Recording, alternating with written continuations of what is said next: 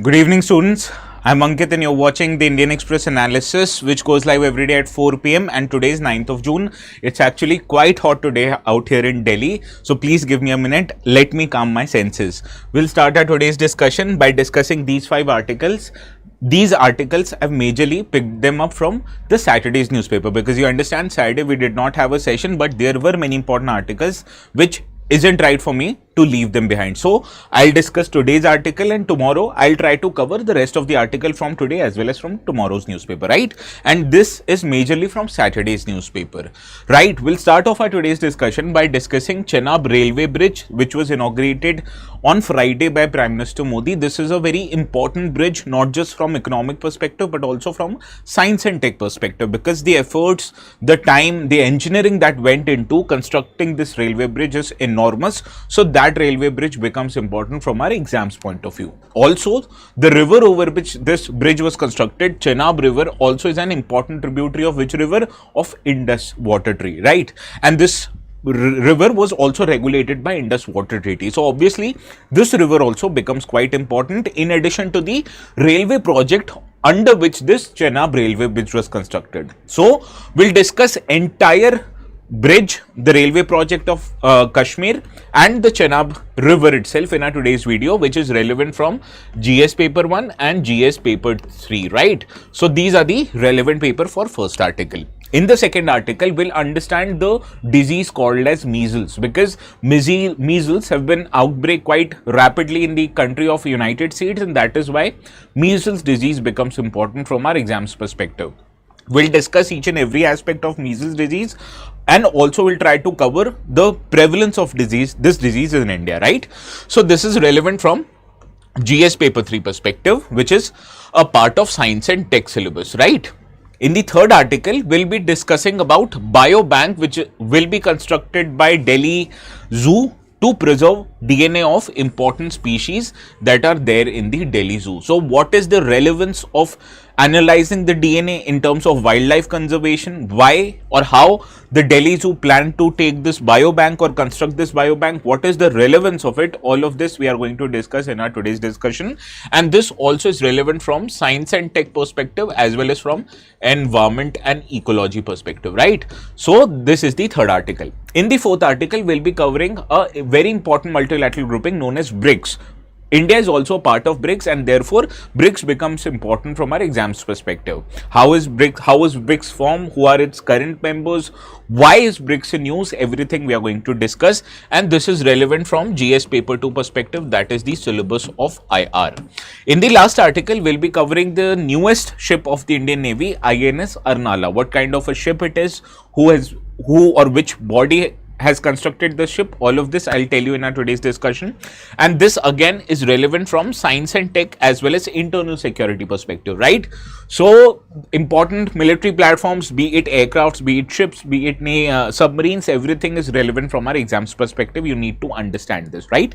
So we'll be covering this particular ship in detail in our today's discussion. Now I understand many of the articles that are in news have been left out today. I will be covering them in coming days, right? So please do not worry about any article in the newspaper. I will cover them. The matter is only when I cover it today or tomorrow or day after tomorrow, right? So this is all from my side. These are the 5 articles we are going to discuss. And if you want to download the notes, they will be available in the Telegram channel called as ATS Live. So what you can do, go to this channel, subscribe to it if you still haven't, and download the notes, which will be available after the session ends, right? Now, good evening, many of you. Aftab, give me a second. Yeah, Aftab, Shushmita, sorry for my disorientation. It's because the heat outside is so much, and I just came in and started the session, so I was a bit disoriented.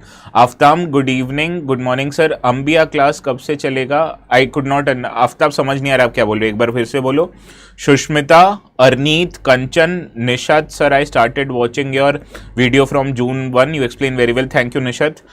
Harshita, good evening. Vishwajit, Mini, Geeta, Ankit, अच्छा ये तो मैंने comment किया है. ढक्कन बाबू, विद्युत, सिप्रा, ऋषि, जूही Joshi, Reshma, happy, ममता. ढक्कन बाबू नमस्ते सर, नाइस हेयर स्टाइल. अरे गलत कट गया यार.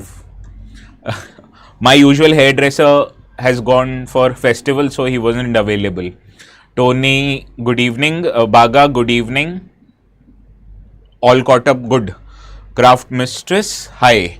So let us begin our today's session now. Right, we'll start off our today's discussion by understanding these three articles. These articles appeared in the newspaper on Saturday, and it talks about one and only the same thing. That is the train project which has been now constructed in Kashmir, one of its important cog in the wheel, that is this particular bridge was constructed over Chenab river, right? So this summary, I will give you all these three articles will be covered in our today's discussion, right? Now first let us understand the context of our today's discussion. Prime Minister on Friday inaugurated the world's highest railway bridge, that is Chenab railway bridge, marking a historic milestone in India's infrastructure journey, particularly the infrastructure of Indian Railways, right? Now Indian Railways is trying to increase its connectivity in the Union Territory of Jammu and Kashmir. It is undertaking this project from Udhampur, located in southern part of the Kashmir region in Union Territory of Kashmir, and from there the railway line will be connected to Baramulla in the north via the capital of Union Territory of Jammu and Kashmir, Srinagar, and it will include all the important regions including Katra Banihal, which you take train to Katra to reach Jai Mata Vaishno Devi, right? So these are the important cog in the wheel. Basically this is the project, and Chenab bridge is located right here near the section of between Katra Banihal and Sri Mata Vaishno Devi, right? So let us start our today's discussion by understanding the Chenab bridge. Chenab bridge basically is a massive steel arch railway bridge built across the deep gorge of river Chenab in the Himalayas, right? Now it is a part of larger Udhampur Srinagar Baramulla railway link project of Indian Railway that aims to provide all-weather railway connectivity in the Kashmir Valley, and this particular region has long witnessed challenges in terms of harsh terrain, in terms of extreme climate, that is the winters, and because of this Indian Railway till now was not able to increase its connectivity in the Kashmir Valley. But you understand, development of any region, it is essential for us to connect that region with all kind of transport, not just roadways or aircraft, but also through railways, because railways are a very important aspect when you have to deliver goods, when you have to make people travel between two locations. That is why this project is very important, and one of the big aspect about this project is the railway bridge which has been constructed over Chenab river, right? Now this is the bridge that I am talking about. In this image it looks small, but I've read many articles and I've understood that the people, they are saying that once you go and see this bridge from your own eyes, then you'll realize how massive it is, right? Now this is the railway bridge we are talking about, that is in news, located in Chenab river flowing right here, right? Now what you need to understand, there are few important facts about these railway bridge. Most of these facts you don't have to mug up. I'm using these facts to tell you the scale of this bridge, right? Now this was constructed 359 meters above the Chenab river. So the height of this bridge from Chenab river is how much? 359 meters, which is even taller than the Eiffel Tower. So if Eiffel Tower were to be constructed, it will be smaller than the total height of this bridge, right? I hope this is visible. Yes, this is visible. So the height of this is 359 meters. Length, that is this part of the bridge, is more than 1 kilometer long, more than about 1300 meters, right? So this is the length of the bridge. It is 1315 meters, and the type of this bridge is steel arch railway bridge. This is basically what arch is, right? So use this arch to provide strength to this bridge using these barriers, right? So that is why it connects these two mountain ranges, and essentially it is a bridge over Chenab river. Now this started many years back and was completed this year only, and the length of this arch is 467 meters. So basically this is 467 meters. I hope all of this marking that I am making on the screen, it is visible. It is showing visible to me here in the screen. Please let me know, is it visible here? If you have any problem, do let me know or stop me, okay? Now the welding length that was used to weld this bridge is 600 kilometers in length, which is longer than the distance between Jammu and Delhi. right? So that is why the scale of this bridge is so high because of these stats. Please do not try to remember these stats. These stats are not material from your exams perspective. I'm just using these stats to tell you why this bridge is so significant, okay? What you need to remember is that it is located in Raisi district of Jammu and Kashmir, right? So this is what you need to remember. Now let us understand few more details about it. I will tell you what is important that you need to remember from your exams perspective. I'm using a lot more information so as to give you a complete picture of the news, right? Now this project was overseen by Konkan Railway Corporation, which now has become a division of Indian Railway. Earlier it was separated from Indian Railways, but recently I've done a video on why is Konkan Railway news. Please go and see that video if you want to know more about Konkan Railways. That particular authority was the head of this project, so it was overseeing all the work, and this basically is a division of Indian Railway, right? Now the design and construction of this bridge was carried out by a joint venture which included Afcons Construction, a South Korean company, Ultra Construction and Engineering Company, and VSL India. So these three companies were responsible for design and construction. Similarly, many of the studies conducted prior to the construction of this project, this was done by many important institutes in India. So let us find out other bodies that were involved in some aspect of these projects. Now, the design of this bridge, the foundation projection of this bridge, actually, it was prepared by Indian Institute of Science that is located in Bangalore, IISc Bangalore. Whereas IIT Delhi, it conducted the slope stability analysis, whereas both IIT Delhi and IIT Roorkee, they handled the seismic analysis. So any construction project that you're taking, be it a residential building, a commercial building, or even a bridge, you need to understand or you need to take in account the seismic activity in the region. What if, God forbid, if there is an earthquake activity in future? So you need to make that bridge so that it is able to withstand that earthquake, right? So all of these studies were conducted by institutes like IIT Delhi and IIT Roorkee. Whereas Defense Research and Development Organization, it helped making this bridge blast proof. Why you need to make this bridge blast proof? Because this is located in Union Territory of Jammu and Kashmir, very close to Pakistan. So if India goes into conflict with Pakistan in future, there is a possibility that Pakistan might target this bridge, right? So you need to make this bridge blast proof also, and DRDO has helped Indian Railways to make this bridge blast proof, and it has been reported that this bridge can withstand blast for about 40 tons worth of TNT blast. So if you light 40 tons of TNT, the amount of blast that will happen, it will actually not destroy this bridge, because this bridge is able to sustain this much amount of blast that may happen, right?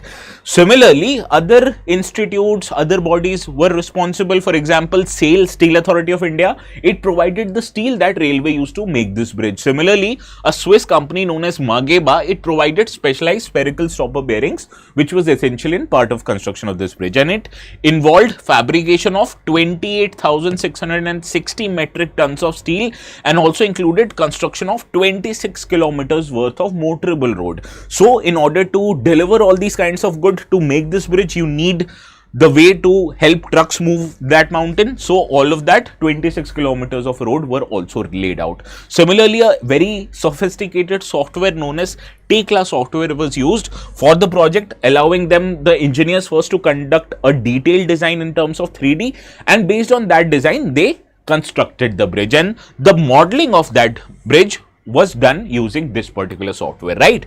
So what you need to remember from here is that this bridge is blast proof, able to withstand 40 tons worth of blast of TNT, right, which is a massive amount. Whereas the seismic study or seismic analysis was done by IIT Delhi and IIT Roorkee, right? So this is what is important from this discussion. Now let us also know few facts relating to Chenab River, right? Chenab River, as you already know, is a major river flowing in India, and eventually it also flows into Pakistan. Now it is a tributary of Indus River. Notably, it is the largest tributary of Indus, right? What is the longest tributary of Indus? Please do let me know in the comments if you know it. Otherwise, I will let you know after some time, right? Now, the total length of this river is 974 kilometers, including the length it flows in India as well as Pakistan, right? And it feeds several irrigation canals, including both in India and Pakistan. Now, the major tributaries of Chenab River are Miar Nala, Sohal, Thirod, Bhoot Nala, Marusdar as well as Lidrari. So please remember all these. These are important from your exams perspective, that are the tributaries of Chenab River. Now let us understand how this Chenab River, or where does this Chenab River originates, right? It is formed at the confluence of two streams or two different rivers known as Chandra and Bhaga. So that is why the origin of Chenab River, it is also known as Chandrabhaga River, and it originates in Lahaul and Spiti district of Himachal Pradesh. So this Chenab River originates in India, flows also into Pakistan, and eventually drains into the Indus River. In its upper reaches, as I already told you, this river is also called as Chandrabhaga River because of its origin two rivers. Now it flows west. While traveling from Himachal Pradesh, it enters into Union Territory of Jammu and Kashmir, and it flows between two mountain ranges, that is Shivalik mountain ranges in the south, and in the north the lesser Himalayas. So it flows through Himachal Pradesh, enters into Union Territory of Jammu and Kashmir before entering into Pakistan. Now while it enters into Pakistan, it descends from a higher reach or upland of Himalayas into a broad alluvial lowlands in the Punjab province of Pakistan. Whereas after receiving Jhelum River near Trimu, also in Pakistan, the Chenab River empties itself into Satluj River, and it is Satluj River also which is a tributary of Indus River. Now I told you about Indus Water Treaty. Indus Water Treaty actually said that the division of Indus River and its tributary will be shared between India and Pakistan. Pakistan got three rivers that were the western side of the Indus River system, that is ICJ. Indus, Chenab and Jhelum, they were given to Pakistan, whereas the rest three rivers, that is Beas, Satluj as well as Rabi, these were given to India. So Chenab was originally given to IWT. Now India has said that we are keeping IWT or Indus Water Treaty into abeyance, which means India will no longer follow the decisions or the agreement that was signed between these two countries in form of Indus Water Treaty, right? Now, why is Chenab Bridge so significant? Let us understand this. First of all, it is a world record holder because it is the highest railway bridge ever in the world, towering at the height of 359 meters from the level of Chenab River. And it is even taller than the Eiffel Tower, which stands, and it is taller than Eiffel Tower by 35 meters. Whereas the engineering that went behind construction of this bridge is quite significant because it uses a steel arch design which is able to withstand extreme weather, and it is essential in the Union Territory of Jammu and Kashmir because due to snowfall, Union Territory of Jammu and Kashmir witnesses a very harsh winters, and even that this bridge is able to withstand heavy winds as high as 260 kilometers per hour, and it can even witness a temperature fluctuation from minus 20 degrees centigrade to 40 degrees centigrade. And the technology that went behind in construction of this bridge, it included use of advanced welding techniques, seismic shock absorbers and corrosion resistant steel, so that the bridge stays durable as well as safe to use for a longer period of time. Similarly, the Chenab Bridge, it is a critical component of US BRL project that I told you. It connects between Udhampur in the south of Jammu and Kashmir to Baramulla in the extreme north region, and it aims to connect Kashmir Valley with Jammu and the rest of India for the first time. Now the total length of this project is 272 kilometers and it includes 36 tunnels, 943 bridges, which is crossing deep valley and river just like this Chenab Bridge I told you, as well as it is able to, or it is designed to withstand harsh Himalayan climate. As I told you, it can withstand temperatures of minus 20 degrees centigrade also. Similarly, it provides faster, safer and more reliable transport option for both passengers and freight who are going to travel to Valley of Kashmir, right? So this is basically the project I was talking about. Now let us understand what will be the broader impact of introduction of railways to Jammu and Kashmir will be, right? First, obviously, is that it will promote economic development of the region. Now, understand as well as you understand that the region of Jammu and Kashmir has witnessed terrorism for more than 3 decades. And because of terrorism or because of disturbance in law and order, the economic development or the basic industrialization hasn't happened in the region.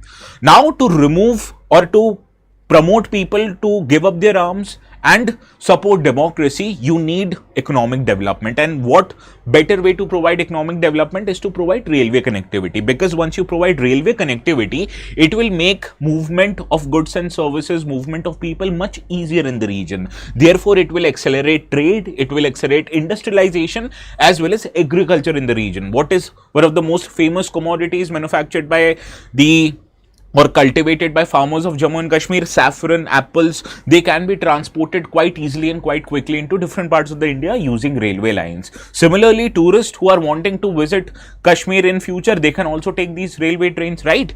Similarly, it will also boost tourism. It will improve connectivity, and naturally it will attract more tourists in the scenic Kashmir Valley, promoting local businesses and even promote exchanges of culture from one part of the country with Kashmir. And also it has many strategic and security benefits. First of all, it enhances the reach of Indian Army so that it can deploy quickly if there is a security situation, and it also promotes quick delivery of arms, ammunition as well as troops in the forward border areas. But the most important aspect about this project is that it will help social integration of Jammu and Kashmir with rest of India. Now it will increase a greater sense of unity, so that people, once they are able to move freely to other parts of India, naturally they will become more integrated to the broader Indian society and Indian culture. And this will help do away with the isolation that Kashmir in general has faced in the past few decades because of its terrorism that happened in that region, right? So this is how it will have a positive impact on Jammu and Kashmir, and naturally it will have positive impact on India's growth prospects. So this is why this project was so important.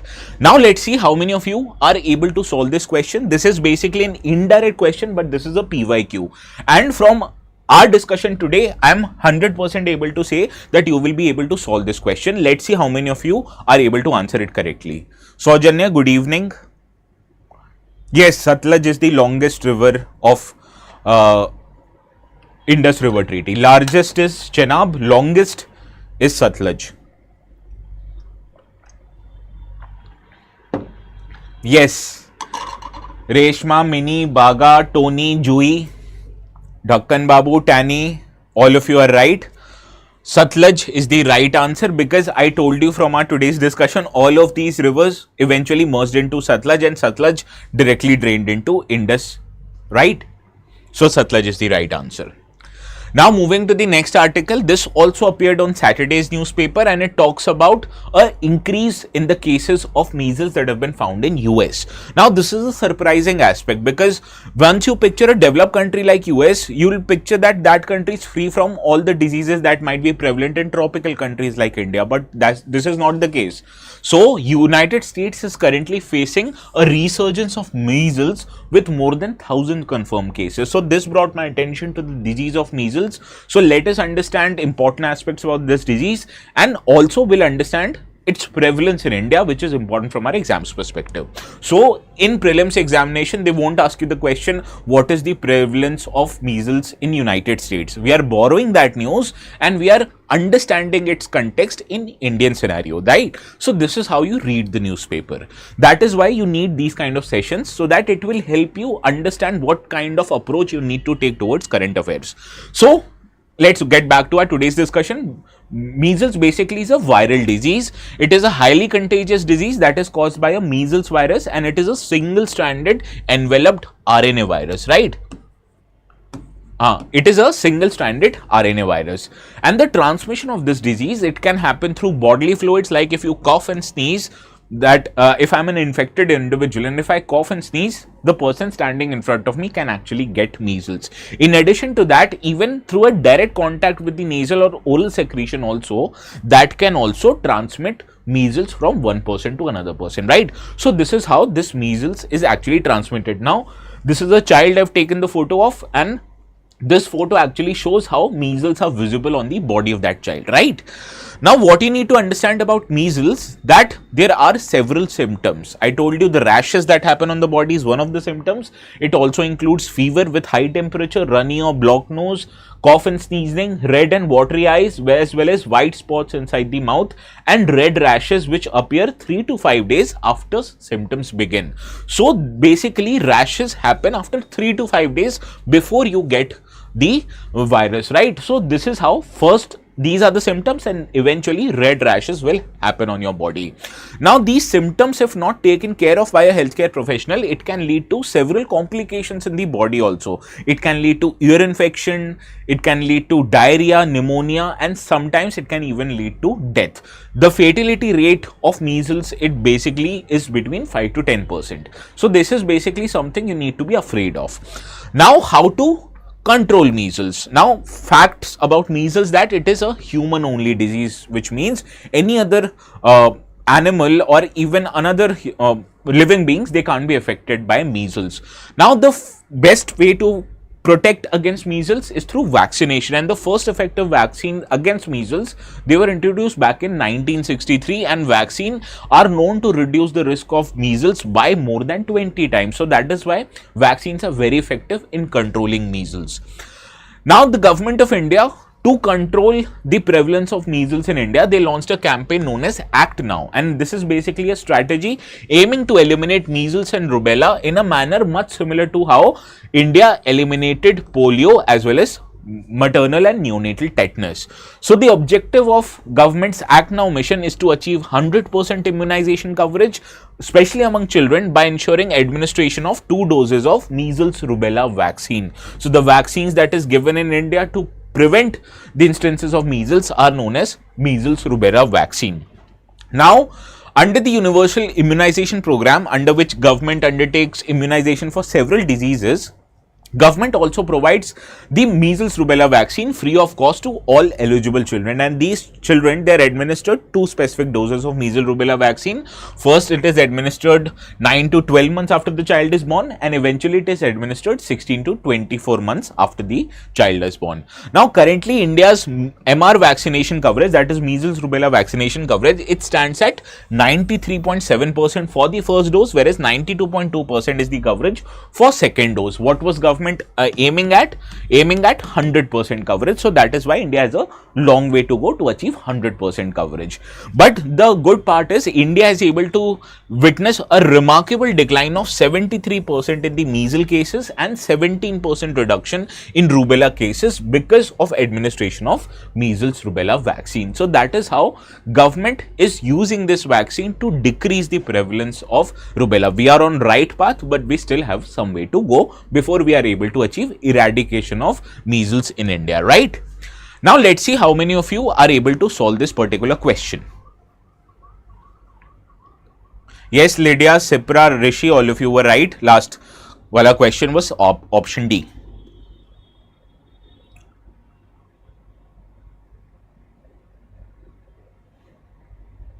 Quickly, students.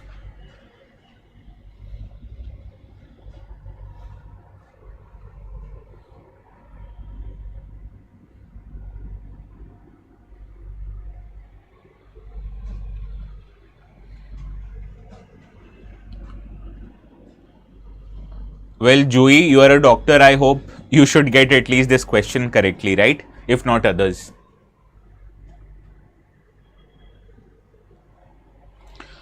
Consider the following statements. Measles is caused by a virus and is transmitted through respiratory droplets. This is correct. India has already achieved the WHO target of measles elimination by 2023. This is incorrect. India still has not eliminated measles. The measles rubella vaccination is included in India's universal immunization program. This is correct, right? What is the universal immunization program? I'll deal with it later in some few days after if it appears in the newspaper. Do not worry, right? So first and third are correct. Second is not. So option B is your right answer. Most of you have gotten it correctly, right? Yes, Shushmita, Rishi, Lydia, Bishwajit, Shrishti, Sipra, Geeta, Kanchan, Mamta, Lalthan, Jui. Yes, now you have gotten it right. Baga, you have also gotten it correctly, right? Now this was basically one disease that we talked about today, measles. In Saturday's session, we dealt with polio. But why are we discussing these diseases? Because they have appeared in the newspaper. But what about the diseases that have not appeared in the newspaper? Well, those are covered. Every disease that is relevant from your exams perspective, that is covered in detail in our foundation batches. Right now, from tomorrow onwards, that is 10th of June, we are going to start evening batch of Pratigya, right? You can still take admissions in this batch, but please hurry up. This will start from 10th. So if you take admissions after 10th, you'll eventually miss out on live classes. The recorded lectures will be available, but attending the classes live are better, right? So what you need to do to take admissions in these batches, you need to go to our website first. Just search StudyIQ in the Google bar. The first option that comes obviously is the site that you have to go to. First, you'll be needing to create an account by simply logging in with your mobile number. Once you're done with logging in, what you need to do, click on explore courses here, right? Now, once you click, it shows you bilingual batches. But suppose if you want to take admissions in English batches, right? Because many of the students I'm witnessing right now, I hope many of you are from eastern part or northeastern part or from southern part of our country, and there's a possibility that you might not be very comfortable with Hindi. It's okay. What we are doing is we are providing English only batches in UPSC IS English here, right? To take admissions in this UPSC IS English batch, what you need to do, click on this particular tile here, and it says 37,999 is the course fees. But I'll tell you a way where you can get admissions even on amounts lesser than this, right? You'll be able to apply discount. How to apply for discount? Click on buy now here first.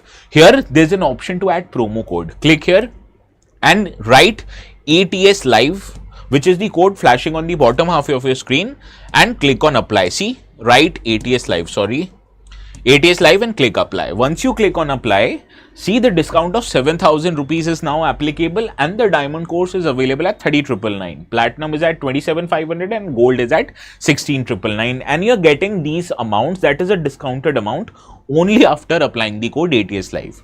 So, sorry, please do not forget to apply the code. And what kind of a batch you want, this will be quite clear from this slide. All the benefits of StudyIQ as platform is available in diamond batches, whereas some benefits are not available in gold and platinum. So according to me, if you take my advice, please opt for diamond batches, because you get many other options that are not available in gold and platinum. For example, you'll be getting a full fees refund in case you clear prelims for diamond batches, not for gold and platinum, right? Similarly, you will also get a financial reward of 11,000 rupees every month in case you top the tests, right? Also, you are eligible to be called to Delhi. You will be provided full cost for your residences, food, studying, everything once you clear prelims for mains examination. And all these benefits are exclusively available only in diamond batches. That's why I'm recommending diamond batches to you. Rest, it is up to you. What kind of a batch suits you the best, please opt for it, right? Coming back to our today's discussion, this is the article also on Saturday's newspaper talking about Delhi Zoo. It is to set up a biobank to preserve DNA for endangered species. So in this regard, let us first understand the news, and then we'll understand why a zoo is basically trying to preserve or keep DNA safe of certain species. Now, eyeing a long-term conservation and research projects, the National Zoological Park in Delhi, that is the Delhi Zoo, it is exploring the possibility of setting up of an on-site wildlife biobank. And this biobank is expected to collect and preserve genetic material like DNA, like tissue, like reproductive cells from animals who are kept in the zoo. And it is not India's first biobank. India's first biobank was set up in Padmaja Naidu Himalayan Zoological Park located in Darjeeling of West Bengal, right? So in this regard, let us understand few details about this project first. It is going to be set up by National Zoological Park Delhi in collaboration with CCMB, that is Center for Cellular and Molecular Biology, and Laboratory for Conservation and Endangered Species, LACONIS. It is a part of consortium of India Zoo for biobanking of wildlife genetic resources initiated back in 2009.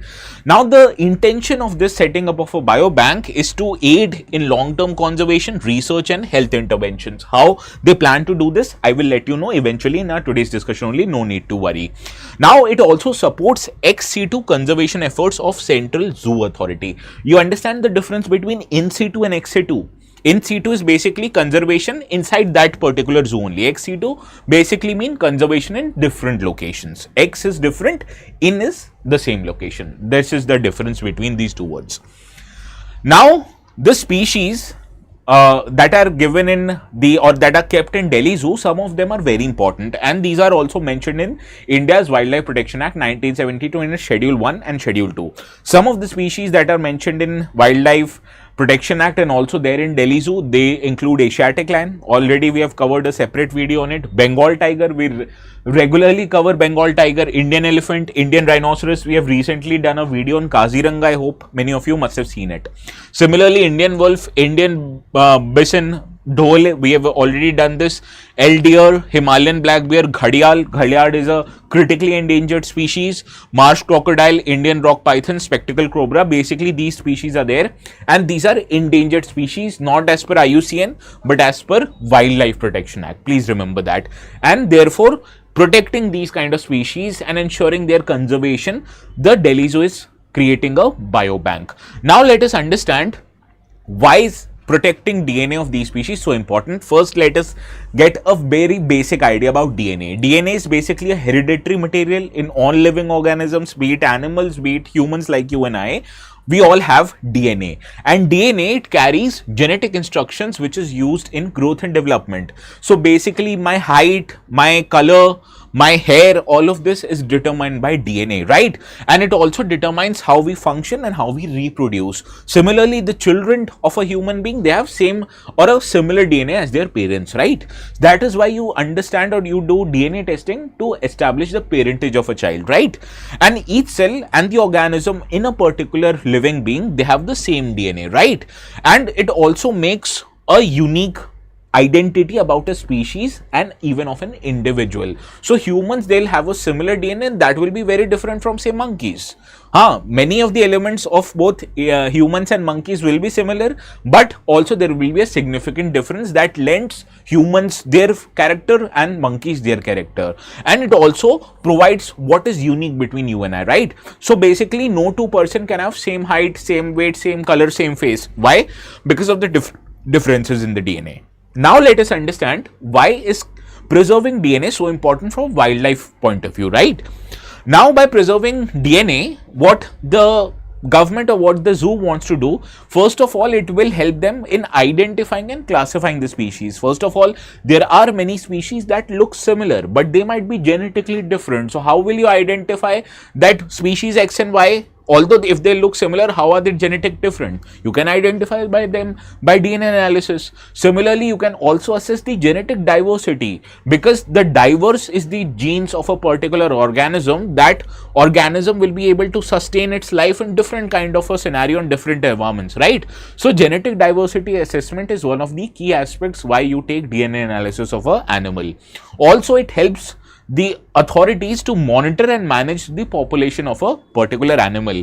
It can do through techniques like DNA fingerprinting. Using DNA fingerprints, the scientists can track individuals in a population even without capturing them, and it helps the scientists, it helps the authorities to estimate population sizes, movement patterns, breeding successes. So using a DNA fingerprint, you don't need to catch the animal, and without catching them, you can assess where they are traveling, what is the population size, and what or whether or not it is able to breed and increase its population, right? Similarly, it helps combat illegal wildlife trade. Now, many species like elephants, they are famous for their tusk. Indian rhinoceros that we have dealt recently, it is famous for its horn. Now, using these species, they are very coveted by illegal poachers for this. For example, elephants are coveted for their tusks and ivory teeth, and also rhinos are coveted for their horns.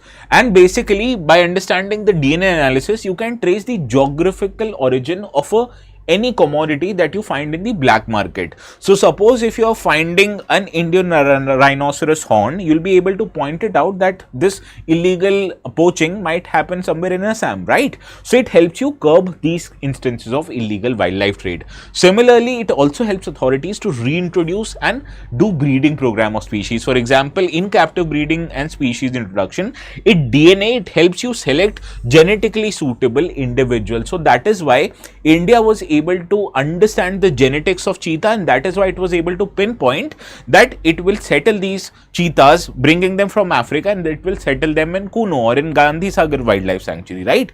So therefore, it helps scientists avoid what is known as inbreeding depression. Suppose if the species, they inbreed in themselves, the genetic inconsistency between them, that will multiply, which will not happen in case they mate with different species. Similarly, it also maintains a balanced gene pool, right? So that is why these kind of DNA analysis are very important from wildlife conservation perspective. Also, it helps authorities to conserve endangered species. It helps determine whether species is genetically different or a part of broader grouping, and therefore it helps drive conservation politics. It helps scientists to identify distinct population segments that need more targeted protection. Similarly, there's a concept called environmental DNA. It helps scientists to collect DNA traces left behind in water, in soil, or in help, and it helps them to detect elusive or rare species that might be not be visible to naked eye, right? So therefore, this has helped revolutionize biodiversity surveys and the monitoring of invasive species. So in that ways, DNA analysis is very important, and that is why you need to create a bank first of all to understand the different DNAs, because zoo is a repository of different animals that might not be present in a one particular forest, and therefore keeping their DNA safe somewhere is very important from wildlife conservation perspective.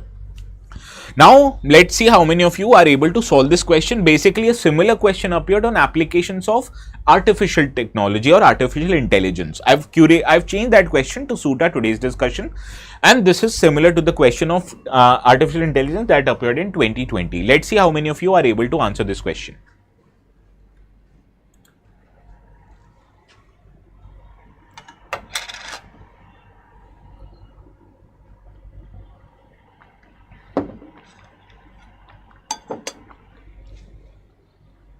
Well, natural selection actually happens when humans are not killing animals, or humans are not setting up their houses or their industries in the forest, right?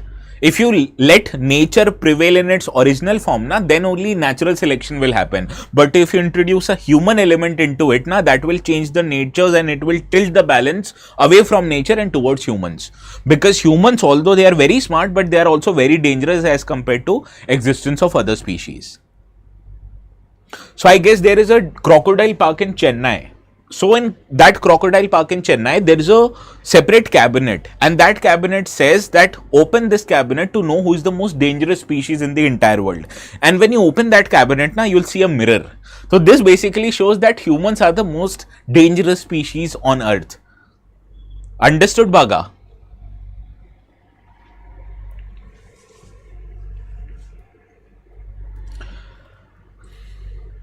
Now, basically, it can't help production of forest fires, and rest 4 are correct, right? So, option A is your right answer. Species detection without physical capturing is what? Environmental DNA.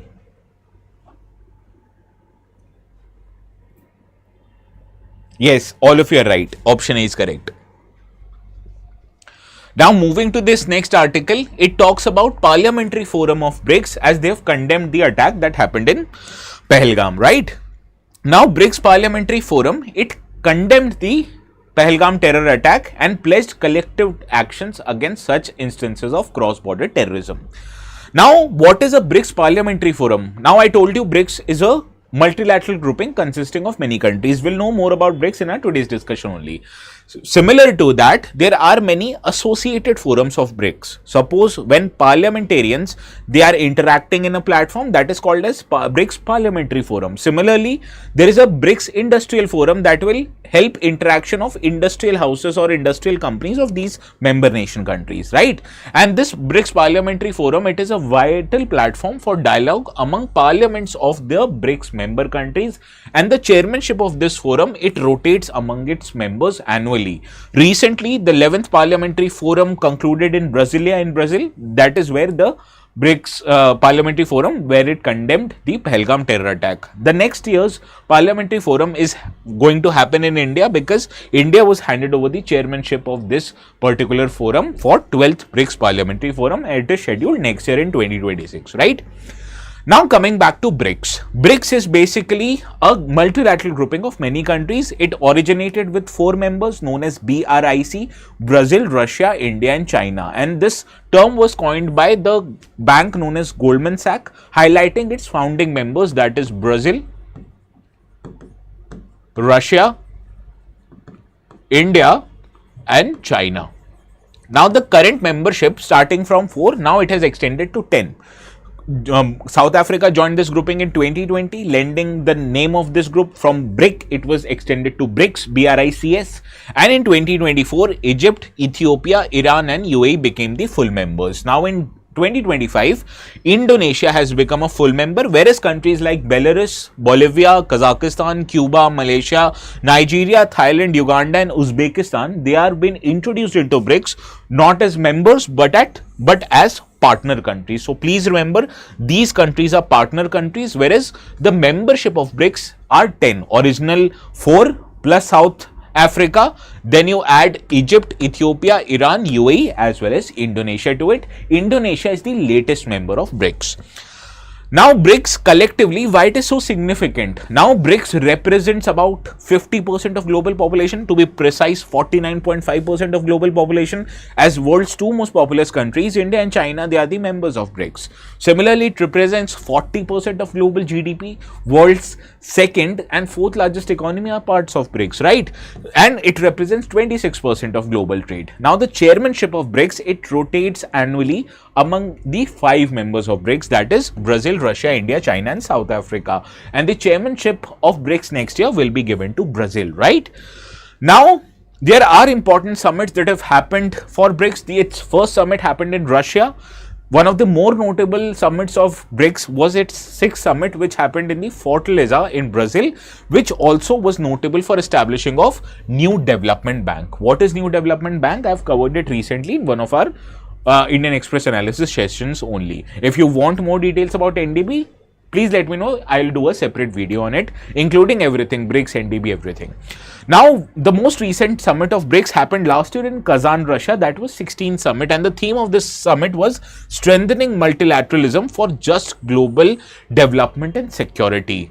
Similarly, why this had this kind of a theme? Because Russia, as you can understand, is under pressure from Western countries because of its war with Ukraine, and that is why Russia wants to increase its cooperation with countries like China, with countries like India and Indonesia, so that it stays relevant in the global trade, because they have ostracized them, particularly the Western countries. So that is why this theme was just global development and security. Whereas the theme of 15th summit, which happened in Johannesburg in South Africa, it was BRICS in Africa, partnership for mutually accelerated growth, sustainable development and inclusive multilateralism. Why inclusive multilateralism? Because the Western bodies or Western multilateral grouping, they give preferences to developed countries. Whereas developing countries like India, they are of the opinion that why don't you give us a greater share? Because now India is world's 4th largest economy, a very big military and even a political stable country. So that is why India needs to have a greater say in global multilateral bodies, and that is why this was the theme of BRICS summit, which happened in South Africa and also included many African countries who were invited as a guest, right? So that is why sometimes themes of the summit become very relevant, and you can understand the themes by understanding the year or the location where these meetings were happening, right? Now let's see how many of you are able to solve this question which appeared in this year's prelims examination, right?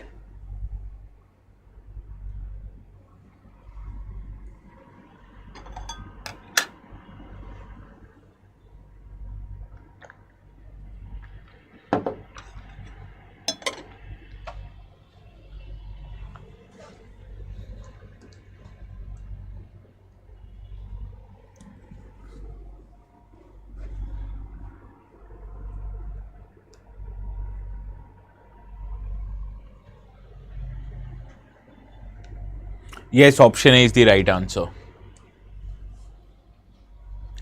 Now moving to the last article of the day, this talks about that Navy is going to commission about 10 warships by December this year, and the first in this regard is ASW shallow water craft known as INS Arnala, right? So in this regard, the Navy has said that it will induct 10 more warships, and it will start with anti-submarine warfare shallow water craft Arnala, which is scheduled for commissioning on 18th of June at Naval Dockyard in the city of Vizag. And this would significantly bolster India's naval fleet, and most of the ships to be commissioned will be made indigenously. Right, so that is why this article is important, and this is the ship that is going to be commissioned in Indian Navy, known as INS Arnala.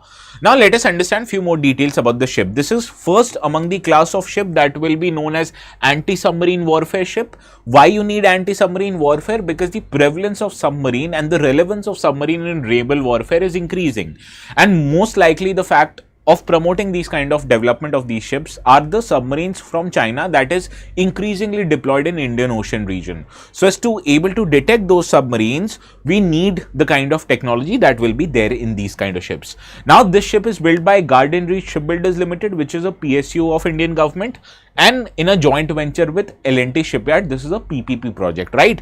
And over 80% of systems that are installed in the ship INS Arnala, they are indigenously made. So that is why more indigenization content is increasing in the ships, and these ships are being constructed in India itself. Now the propulsion of this ship will be propelled by a diesel engine and a water jet propulsion, and this is the largest of the water ships that is using this combination of propulsion system. And the capabilities of the ship is subsurface surveillance, search and rescue missions, and low intensity maritime operations also. The most important is subsurface surveillance, that is submarines of submarines, right? And the name of the ship is taken from Arnala Fort, located in Vasai in Maharashtra, and which was built by Marathas in 1734 under Chinmajiyappa, right? So this is why the name of the ship is so significant, and what it does is that it helps surveil the submarines effectively, right?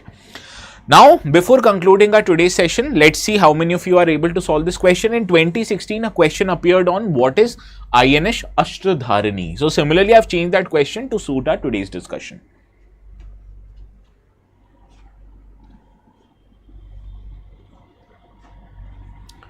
Yes, not good, Geeta, not multiculturalism, multilateralism. Yes, this is the anti-submarine warfare shallow watercraft. So this is a straightforward question. So this brings an end to our today's session. The notes of this session will be available on the Telegram channel ATS Live. So please go subscribe to the channel if you still haven't, and download the notes, which will be made available in few minutes from now. Okay. So I'll see you again tomorrow at 4. Please have a very good evening and a very pleasant good night, right?